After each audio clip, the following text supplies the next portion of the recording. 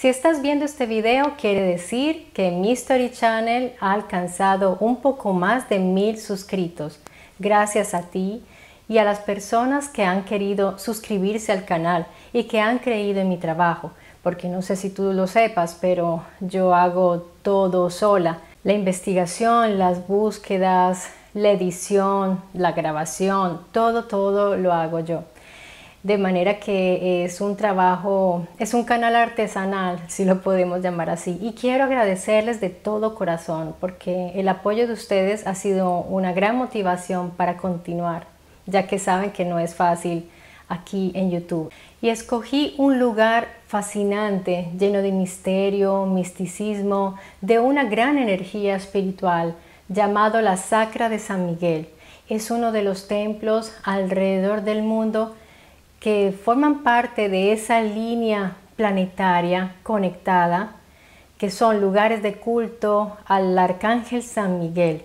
Esta sacra estuvo custodiada por mucho tiempo por los monjes benedictinos en sus orígenes, pero luego fue custodiada por los monjes rosminianos, que aún son los encargados de custodiarla. Entonces, no me alargo más en la descripción para que ustedes puedan disfrutar del video. Espero que les guste. Recuerden, suscríbanse si no lo han hecho aún y dejen su like, que es un gran apoyo. Muchas gracias de nuevo a todos quienes han creído en mi Story Channel, que ahora es una familia de más de 1000 personas y vamos a ver si seguimos creciendo. Lo importante es que mi Story Channel siga ofreciéndoles siempre historias interesantes donde ustedes puedan descubrir algo nuevo cada día. Un abrazo grande y disfruten el video.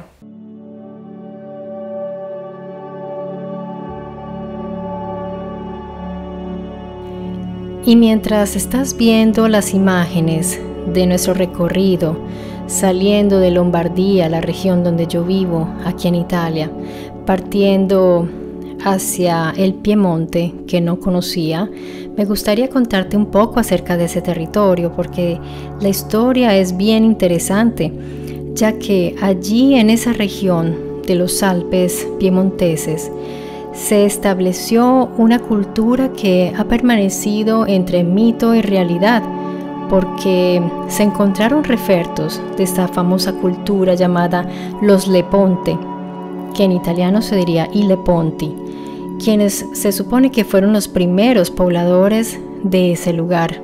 Ellos, antes que los romanos, se establecieron allí y fueron encontrados algunos refertos con inscripciones en lengua lepóntica. Nuestro recorrido duró un poco más de 2 horas y fue bastante emocionante para mí ver cómo poco a poco nos íbamos acercando y a veces se lograba entrever esta sacra, esta abadía en la parte más alta del Piemonte, que se ve ya desde lejos su imponencia porque está allí enclavada en la roca y casi que refleja la luz del sol, distinguiéndose de toda la vegetación que allí está. Ahora quiero contarte que estoy encontrando aquí en mi camino. Es la primera construcción, la primera ruina que puedo encontrar llegando ya hacia la sacra. Lo llaman el sepulcro de los monjes. Parece que fue pensada como una reproducción, reflejo del sepulcro de Jesús en Jerusalén. Este era un camino de peregrinaje, de tal manera que se hizo para evocar el sepulcro de Jesús en Jerusalén. Se hizo pensando en esto.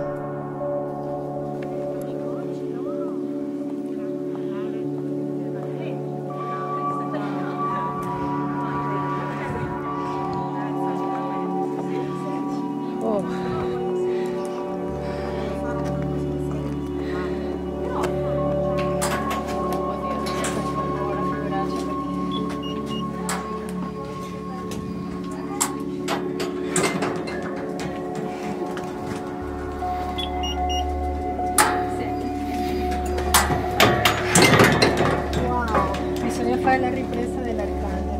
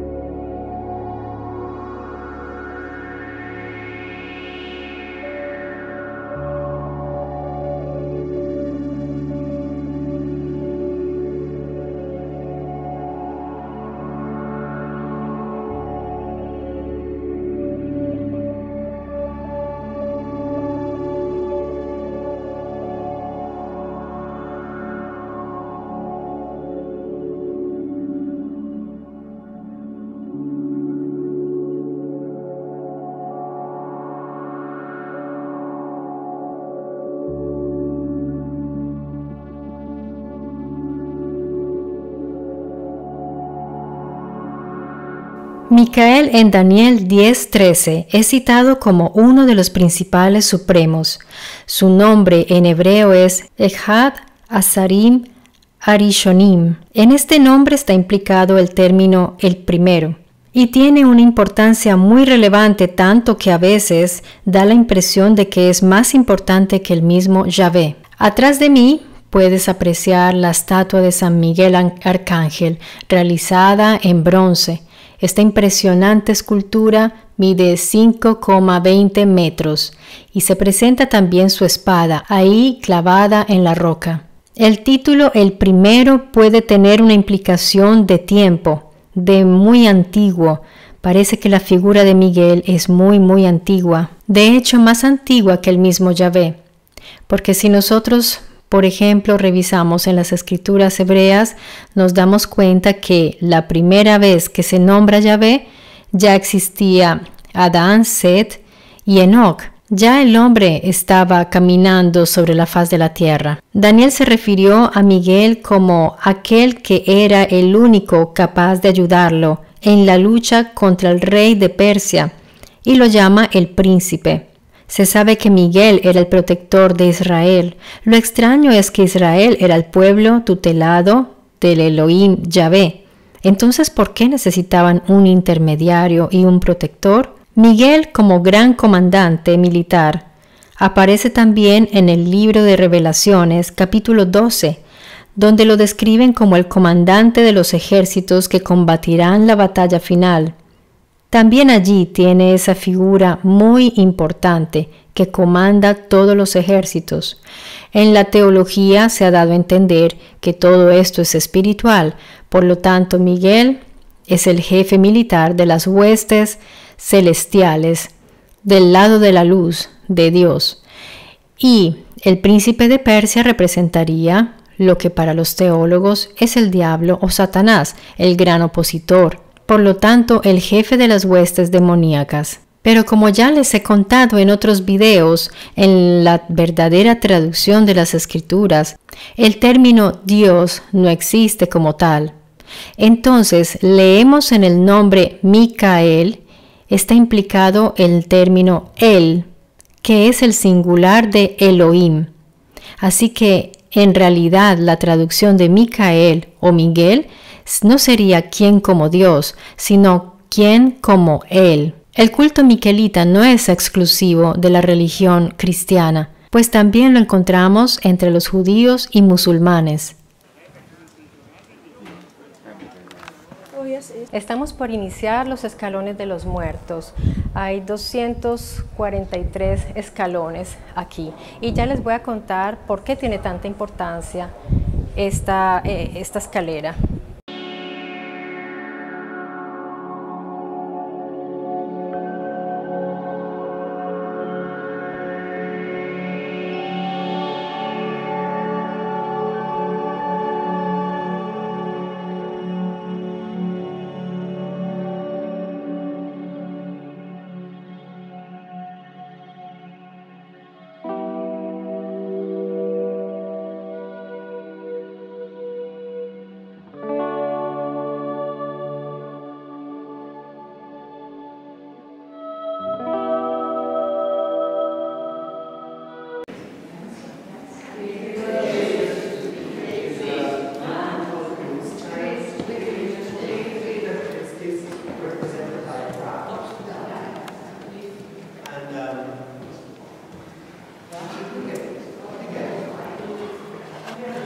Bien amigos, debo hablar a voz baja porque tenemos guías en este momento. Viene muchísima gente a la sacra. Aquí nos encontramos en el descanso de la escalera de los muertos. ¿Por qué se llama así? Porque en este nicho que vemos acá, debajo de todo esto y aquí, enterraron a los papas, a los monjes más importantes de la sacra. Resulta que en los años 30 la abrieron para sacar los restos y pasarlos a tumbas Y resulta que ahí llegó el sacerdote con el incienso y sus ayudantes, y estaban los obreros, que les dio tanto miedo que salieron corriendo cuando vieron los cuerpos de las momias. Había una momia que todavía tenía piel, los huesos estaban unidos todavía por la piel, había un papa que tenía todavía su túnica y las manos cruzadas, y había uno que todavía tenía puestos los zapatos con cuerpo.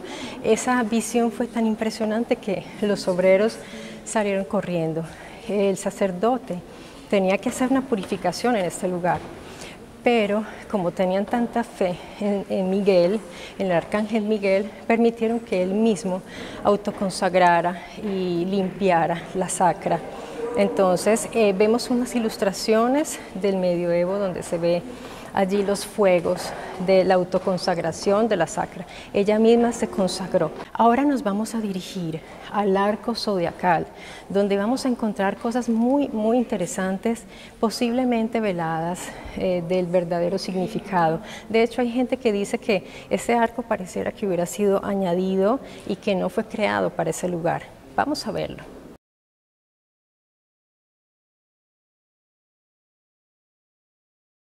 Algo importante que hay que notar aquí es que las escaleras no fueron añadidas, las escaleras fueron esculpidas en la piedra. Por eso este lugar es increíble, porque está fusionado con la piedra del lugar.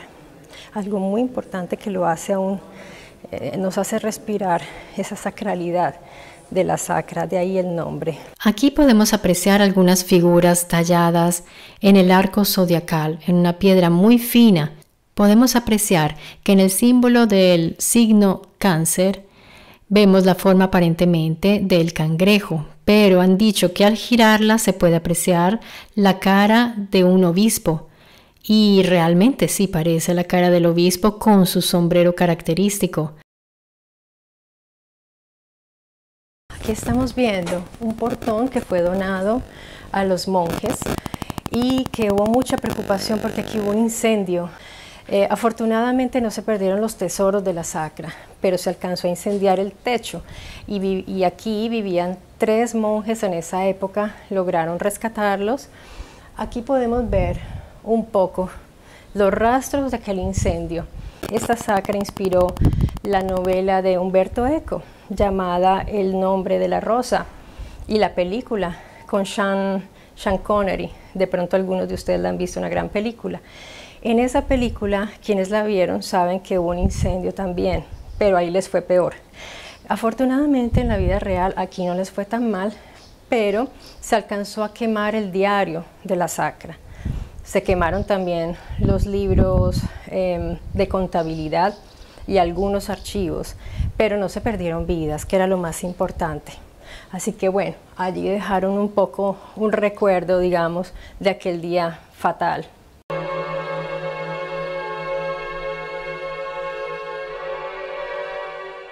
Les voy a contar la leyenda de cómo fue construida la sacra, cómo la hicieron. Según la leyenda, el monje, que era un monje, después les pondré el nombre, era un ermitaño. Él vivía en el monte que está allá, al frente. Este es el monte aquí, la sacra está en el monte Pirquiriano. Pirquiriano viene con la raíz de la palabra porcellino, o que significa cerdo, ¿no? O marrano, no sé en español. El monte del frente, allá estaba el ermitaño, y él estaba reuniendo la madera, la piedra para construir la sacra, pero resulta que cada mañana se levantaba y no estaban los pedazos del material. Entonces él se escondió una noche a esperar a ver quién se le estaba llevando estos materiales, y oh sorpresa cuando ve que venían los ángeles y se los llevaban. En ese momento llega San Miguel, el arcángel, y lo toma y lo trae volando hasta acá, y le indica que es aquí, en el monte Pirquiriano, donde debe construir la sacra, y desde ahí empezó a fundarse la sacra San Miguel. Ay, esa golondrina pequeñita. Bueno amigos, ya llegamos a un lugar muy importante de la Sagra que es la Torre de la Bel Hada, que en español sería la Bella Hada. Y cuenta la leyenda que una bellísima mujer aquí en este lugar fue puesta, digamos, la acorralaron los soldados, los hombres de Barbarroja. Ella, huyendo de estos soldados, se vino a refugiar a esta torre que vemos acá, que mide 20 metros de altura. Vamos a ver. La pobre hada corría por aquí, por este corredor de piedra, huyendo de estos bárbaros, y llegó hasta acá.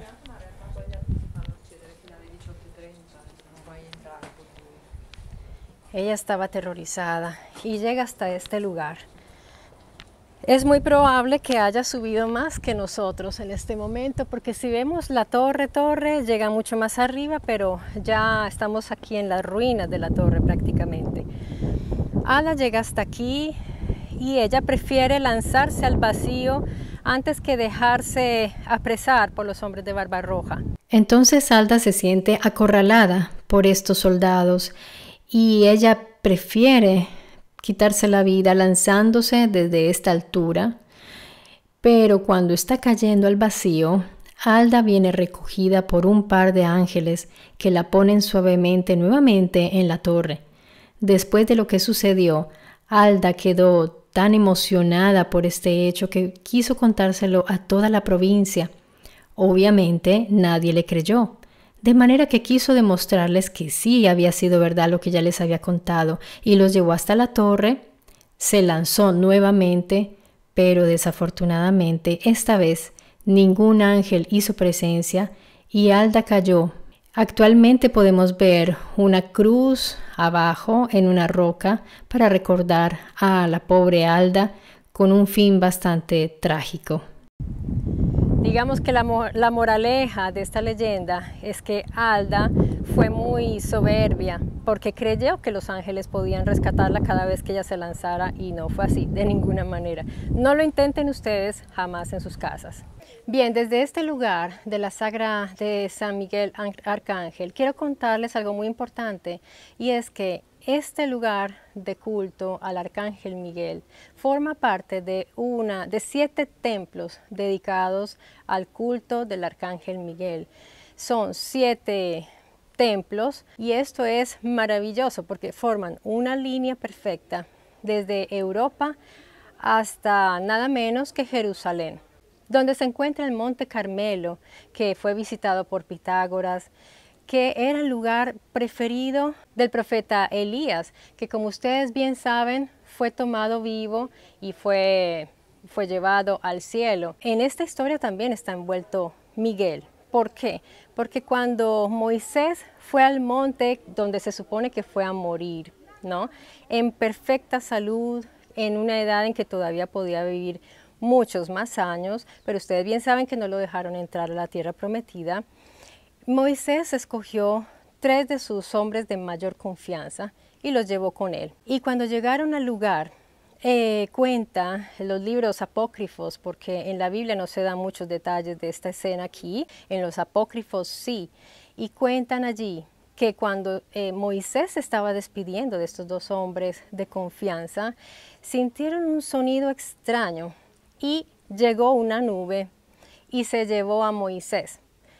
Ojo, porque esto de la nube es muy importante y yo quisiera hacer un video. Si a ustedes les interesa, me lo ponen en los comentarios y lo hacemos, porque las nubes de las cuales habla la Biblia, donde se movía Yahvé y los Elohim, podemos revisar ese tema si ustedes lo desean. Luego un historiador escribió que no se llegó a decir que Moisés había sido llevado con vida por temor a que dijeran que se había ido con los dioses.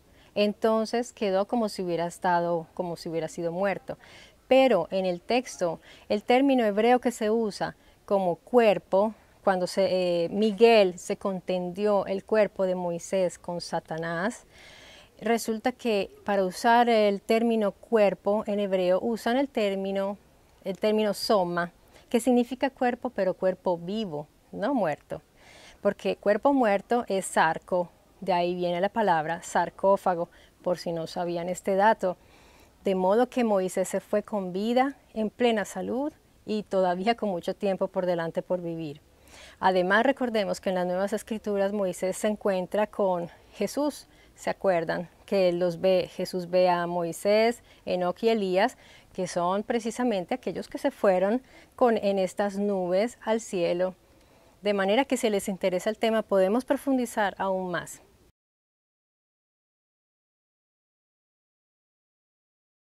Como no sé si se pueda llamar anécdota, pero antes de ir a la Sacra San Miguel, yo había fijado una fecha desde hacía días.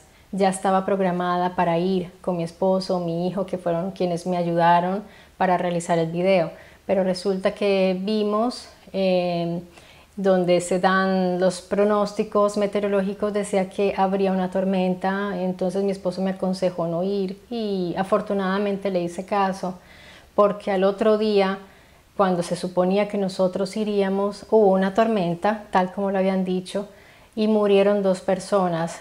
Una de ellos era un hombre de una cierta importancia ahí en el Piemonte, una persona muy reconocida, una familia muy querida en ese lugar porque ellos tenían una empresa del panetón, algo muy importante aquí en Italia, y desafortunadamente perdieron la vida porque les cayó un rayo. Así que tengan mucho cuidado cuando vean esas tormentas, no se confíen. Parece que el material en el cual estaba revestida las bicicletas que ellos usaban para mountain bike, porque allí van muchas personas. Y quiero decirles que últimamente ese monte, el Pirquiriano o también San Miguel, como le suelen llamar también, está trayendo a muchísimas personas, mucho más que antes, y en parte ese interés que se ha despertado es gracias al profesor Mauro Viglino, de quien he hablado ya aquí en el canal, y fue gracias a su libro La Bibbia Nuda, se dice en italiano, aquí está el libro, La Biblia Desnuda, que descubrí la existencia de esta sacra, porque yo ya la había leído en un libro, creo que no sé si era de Umberto Eco o tal vez era el libro de las catedrales, no me acuerdo, pero yo ya había visto algo de información sobre esta sacra. Sin embargo, había visto muchos otros lugares interesantes y me había olvidado de este lugar. Y aquí en el libro de Mauro Viglino se habla de este interesante sitio. Cuando me di cuenta que era a dos horas del lugar donde yo vivo, dije, tengo que ir allí y compartirlo con los suscritos del canal. Así que estoy muy contenta de haberlo podido hacer.